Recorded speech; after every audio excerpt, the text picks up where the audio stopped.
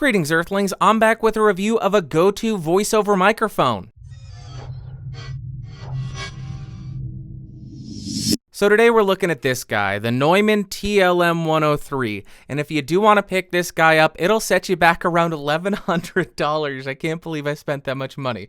But I'll go ahead and throw some links down below in case you want to check it out. And for the majority of this review, I have the mic connected directly to the 2i2 2nd gen, input gain set at around 10 o'clock or 10:30. I'm not going to do any post-processing, EQ, compression, but I will likely boost it in post, so check the doobly-doo to see what I did. And also a little bit later in the video, I'll be testing it on the Audient ID4 in case you're interested in checking that out. So let's go ahead and talk about what comes in the box. First off, everything comes in this wooden storage box, which has a really nice foam lining to keep the microphone safe. Inside of that box, you're obviously going to get the microphone, you get a microphone mount, you get a 5/8 to 3/8 inch microphone stand adapter, and you get some documentation. As far as the build quality of this thing, it feels like an $1,100 microphone. It has an all-metal construction, a metal mesh grill, which does feel a little bit flimsy or weak, so I'm not going to squeeze it too hard.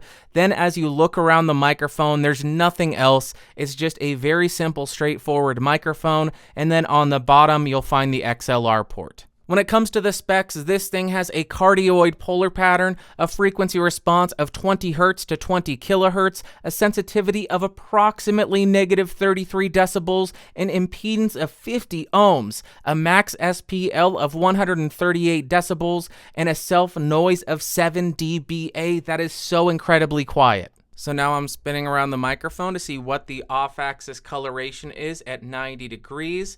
Then we'll go ahead and move around to 180 degrees to see what the rear rejection is and rear coloration is. Then we'll move back around to 90 degrees and then back around to the front, and now we are back in the center.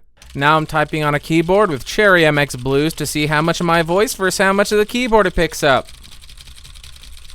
Now I'm right on top of the microphone to show you what kind of proximity effect you can get out of this thing. About 1 foot away from the microphone, 2 feet away from the microphone, and about 4 feet away from the microphone. Now I'm about 3 inches away from the microphone with the Stedman ProScreen 101. Now I have the mic connected to the Audient ID4, and my gain is set at around 7 on the dial, and this is the sound that we're getting. The reason I'm doing this is the Audience preamps are just insane, and since this is such a high quality microphone, I didn't want to just run it through the Focusrite preamps, which are pretty good, but I wanted to run it through Audience preamps that are used in their actual desk consoles, so that's why I'm doing it. And here's about a 20-second clip from the Bandrew Says podcast, episode 109, where I was using the TLM103 and I did some post-processing. And right here is a screenshot of the actual post-processing that I did to this microphone for that episode.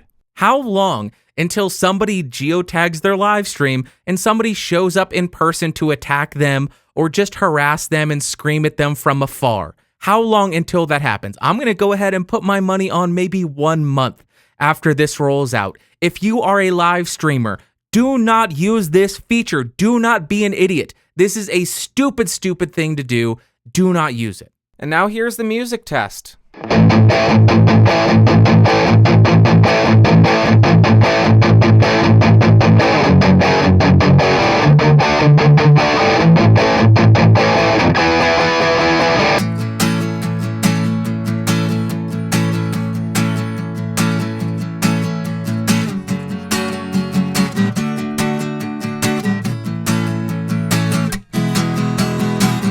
When I buy a $1,000 mic, I am hoping that it will sound great because it costs so much.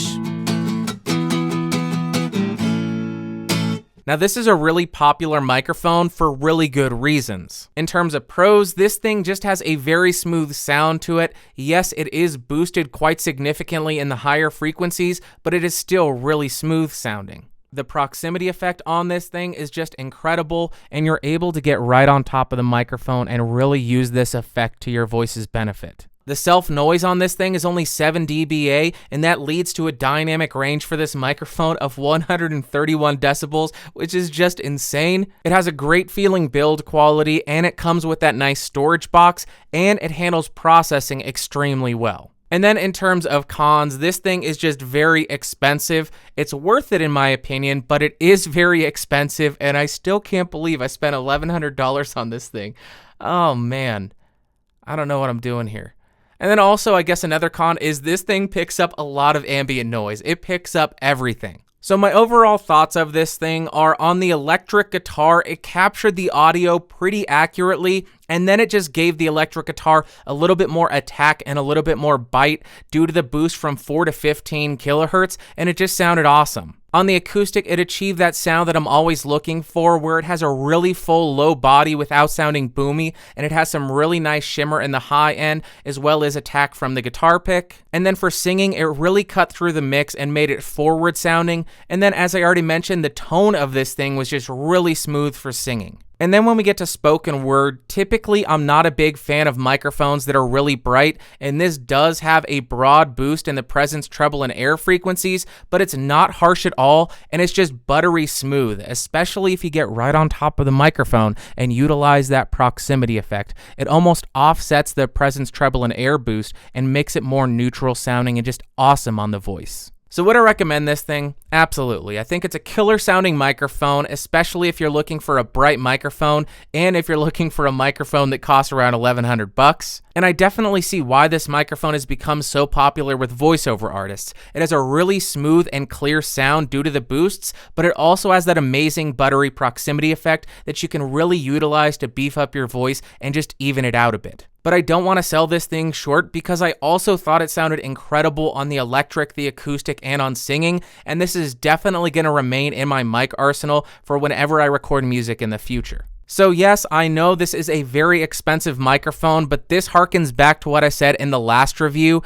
Don't buy a microphone that does a bunch of things just mediocrely. Go ahead and save up and buy a microphone that does one thing really well, and this thing does cardioid condenser microphone extremely well. Alright guys, that'll do it for today. If you enjoyed it, thumbs up. If you hated it, thumbs down. If you want to influence what I review, geeksrising.com/podcastage and go cast a vote there. If you want more videos like this, click the logo beneath me. Check out the Discord server, link in the description, and I will see you all later. Thanks for watching. Bye.